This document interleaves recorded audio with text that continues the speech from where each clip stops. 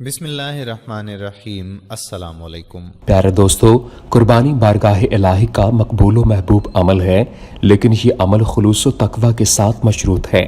قربانی کا معنی اللہ پاک کے قرب کے لیے جان نثاری ہے، لیکن اصطلاحی طور پر قربانی کا لفظ عید الاضحیٰ کے موقع پر ارشاد خداوندی کی تعمیل میں ذبح کیے جانے والے جانوروں کے لیے استعمال کیا جاتا ہے۔ قرآن مجید میں متعدد مقامات پر قربانی کا ذکر وارد ہوا ہے، چنانچہ اللہ تعالیٰ ارشاد فرماتا ہے، تم فرماؤ بے شک میری نماز اور میری قربانیاں اور میرا جینا اور مرنا سب اللہ کے لیے ہے جو رب سارے جہان کا، اور حج اور عمرہ اللہ کے لیے پورا کرو، پھر اگر تم روکے جاؤ تو قربانی بھیجو، جو میسر آئے تو اپنے سر نہ منڈواؤ جب تک قربانی اپنے ٹھکانے نہ پہنچ جائے۔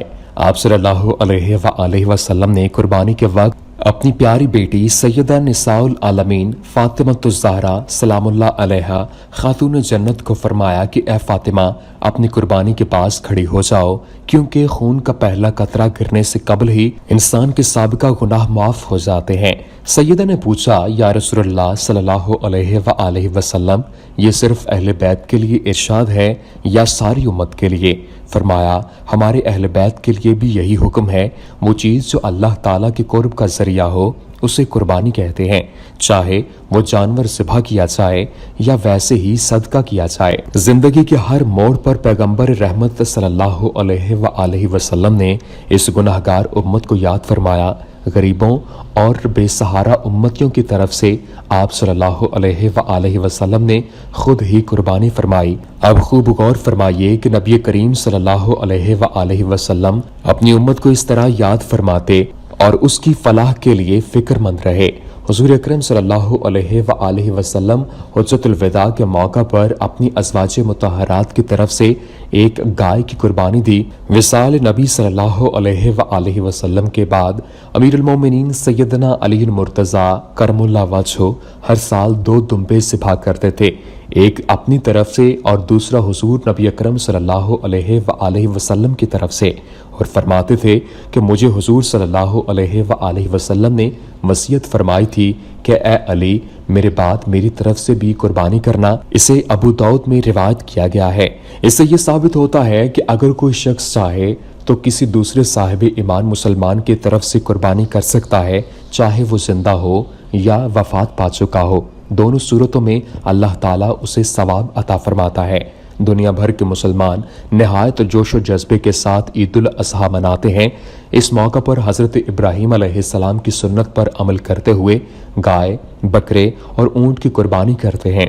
جب اللہ تعالیٰ نے حضرت ابراہیم علیہ السلام سے اپنی سب سے پیاری چیز قربان کرنے کا کہا تھا اور وہ اپنے پیارے بیٹے حضرت اسماعیل علیہ السلام کو قربان کرنے کے لیے نکل کھڑے ہوئے، آپ حضرت اسماعیل علیہ السلام کے گلے پر چھری پھیرنے ہی والے تھے کہ اللہ تعالیٰ نے اس جگہ ایک مینڈا بھیج دیا اور انہیں خوشخبری سنائی گئی کہ اللہ نے ان کی قربانی قبول کر لی ہے، اور حضرت ابراہیم علیہ السلام نے اس مینڈے کو ذبح کیا۔ قربانی کا یہ عمل اللہ تعالیٰ کو اتنا پسند آیا کہ اللہ تعالیٰ نے رہتی دنیا تک آنے والے مسلمانوں پر یہ قربانی فرض کر دی۔ ہر مسلمان اس سنت کو پورا کرنے کے لیے اپنی حیثیت کے مطابق قربانی کرے گا۔ اس واقعے کو ہوئے صدیاں گزر گئیں، لیکن یہ سنت تا قیامت رہے گی۔ لیکن افسوس کی بات ہے کہ وقت کے گزرنے کے ساتھ ساتھ لوگوں نے اسے سنت کے بجائے ایک رسم بنا لیا ہے۔ سوائے چند مسلمانوں کے زیادہ تر لوگ اس موقع پر دکھاوا کرتے نظر آتے ہیں۔ اللہ تعالیٰ نے قرآن کریم میں ارشاد فرمایا کہ ہم نے ہر امت کے لیے قربانی کرنا اس لیے مقرر کیا تاکہ وہ مخصوص جانوروں، اونٹ، گائے، بکرے وغیرہ پر اللہ تعالیٰ کا نام لیں۔ سورہ حج میں ارشاد فرمایا گیا، جس کا مفہوم ہے کہ ہم نے قربانی کو اپنے دین کی یادگار بنایا ہے۔ اسی لیے حدیث شریف میں موجود ہے کہ صحابہ کرام رضوان اللہ علیہم اجمعین نے حضور نبی کریم صلی اللہ علیہ وآلہ وسلم سے پوچھا کہ قربانیاں کیا ہیں، تو حضور صلی اللہ علیہ وآلہ وسلم نے فرمایا کہ تمہارے باپ حضرت ابراہیم علیہ السلام کی یادگار ہیں، اور دین اسلام کو ملت ابراہیم سے کافی امور میں مماثلت ہے، اس لیے قربانی کی نسبت حضرت ابراہیم علیہ السلام کی طرف کی گئی ہے۔ دوسری وجہ مفسرین نے یہ بھی بیان فرمائی ہے کہ قربانی کے عمل میں حضرت اسماعیل علیہ السلام کے واقعے کو خاصا دخل ہے۔ اس لیے نسبت ان کی طرف کی گئی ہے کہ قربانی تمہارے باپ ابراہیم کی سنت ہے۔ قربانی کی فضیلت اس سے بڑھ کر اور کیا ہو سکتی ہے؟ کوئی نبی علیہ الصلوۃ والسلام اور کوئی امت اس مبارک عمل سے مستثنا نہیں رہے ہیں۔ خود سرکار دو عالم صلی اللہ علیہ وآلہ وسلم نے مدینہ منورہ میں 10 سال گزارے اور ہر سال قربانی فرماتے رہے، ایک اپنی طرف سے اور ایک اپنی امت کی طرف سے، اور حجۃ الوداع کے موقع پر 100 اونٹ قربان فرمائے۔ حضور صلی اللہ علیہ وآلہ وسلم نے امت کو ترغیب دینے کے لیے اسی مبارک عمل کے فضائل بیان فرمائے اور دونوں جہانوں میں رب العالمین کی رضا کا ذریعہ قرار دیا۔ آپ صلی اللہ علیہ وآلہ وسلم نے فرمایا، عید الاضحیٰ کے دن ابن آدم کا سب سے پیارا عمل اللہ تعالیٰ کے نزدیک قربانی ہے۔ قربانی کے جانور کے بدن پر پائے جانے والے ہر بال کے بدلے میں ایک نیکی ہے۔ اسے ابن ماجہ سے روایت کیا گیا ہے۔ جو شخص اس طرح قربانی کرے کہ اس کا دل خوش ہو، یعنی زبردستی یا مجبور نہ ہو، اور ثواب کی نیت رکھتا ہو، ریاکاری وغیرہ نہ ہو، تو یہ قربانی اس شخص کے لیے دوزخ سے آڑ بن جائے گی۔ اسے طبرانی کبیر سے روایت کیا گیا ہے۔ اپنی قربانی کے جانور کو خوب کھلا کر قوی کرو، یہ جانور قیامت کے دن پل صراط پر تمہاری سواریاں ہوں گے۔ یہ کنز الاعمال میں بیان کیا گیا ہے۔ قربانی کا جانور اپنے کھروں سمیت کل میزان میں تولا جائے گا۔ قربانی کے جانور کے خون کا قطرہ زمین پر گرتے ہی قربانی کرنے والے کے سارے گناہ معاف ہو جاتے ہیں۔ جو شخص قربانی استطاعت کے باوجود نہ کرے وہ ہماری عیدگاہ کے قریب نہ آئے، ایسے حاکم نے روایت کیا ہے۔ قربانی کے آداب کیا ہیں؟ قربانی کا جانور خوبصورت اور خوب موٹا تازہ ہو، کیونکہ راہ خدا میں عمدہ چیز دی جائے، اور اس معاملے میں صرف ایک فریضہ ادا کرنے والی بات نہ ہو بلکہ دل سے اس حکم کو پورا کیا جائے۔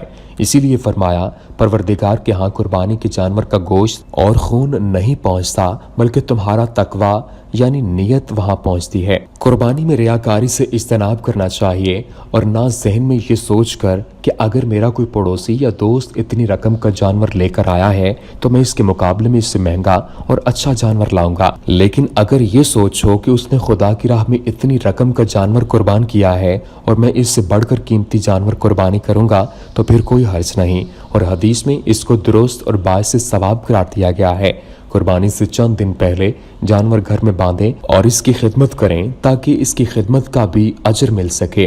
قربانی کے جانور کو مارنے یا اذیت دینے سے اجتناب کیا جائے۔ قربانی کرنے کے آداب میں آتا ہے کہ قربانی کے جانور کے سامنے چھری نہ تیز کی جائے۔ قربانی کے جانور کے سامنے کسی جانور کو ذبح نہ کیا جائے۔ قربانی کرنے والا اگر اچھی طرح ذبح کرنا جانتا ہو تو خود ذبح کرے، ورنہ دوسرے سے کرائے۔ جانور کو قبلہ رخ لٹایا جائے اور ذبح کرنے والا بھی خود قبلہ رخ ہو، یہ سنت ہے۔ یہ دعا کرے کہ اللہ تیری توفیق سے تیری راہ میں قربان کر رہا ہوں، اپنے فضل سے قبول فرما اور ذخیرہ آخرت بنا۔ اے اللہ، میرا جینا مرنا اور میری ساری عبادتیں صرف تیرے لیے ہیں اور تیرا کوئی بھی شریک نہیں۔ بسم اللہ، اللہ اکبر کہہ کر ذبح کرے۔ ذبح کرنے کے بعد یہ دعا پڑھے، اے اللہ اپنی بارگاہ میں اسی طرح اس قربانی کو قبول فرما جس طرح تو نے اپنے حبیب حضرت محمد مصطفیٰ صلی اللہ علیہ وآلہ وسلم سے اور اپنے خلیل حضرت ابراہیم علیہ السلام سے قبول فرمایا۔ ذبح کرنے کے فوراً بعد کھال نہ اتارے بلکہ جسم کے ساکن اور ٹھنڈا ہونے کا انتظار کرے۔ گوشت کے 3 حصے کرے، یہ مسنون عمل ہے۔ ایک حصہ راہ خدا میں غریبوں میں تقسیم کرے، ایک حصہ رشتہ داروں میں تقسیم کرے، ایک حصہ اپنے گھر والوں کے لیے رکھے۔ تاہم یہ ضروری ہے کہ جو حصہ اپنے لیے پسند کرے اسی طرح کا گوشت رشتہ داروں اور غرباء میں بھی تقسیم کرے۔ عید الاضحیٰ کے روز اولاد آدم کا کوئی عمل اللہ تعالیٰ کے نزدیک قربانی کرنے سے زیادہ پیارا نہیں، اور وہ جانور قیامت کے دن اپنے سینگ اور بال اور کھروں کے ساتھ آئے گا، اور قربانی کا خون زمین پر گرنے سے پہلے رب کریم کے نزدیک شرف قبولیت حاصل کر لیتا ہے۔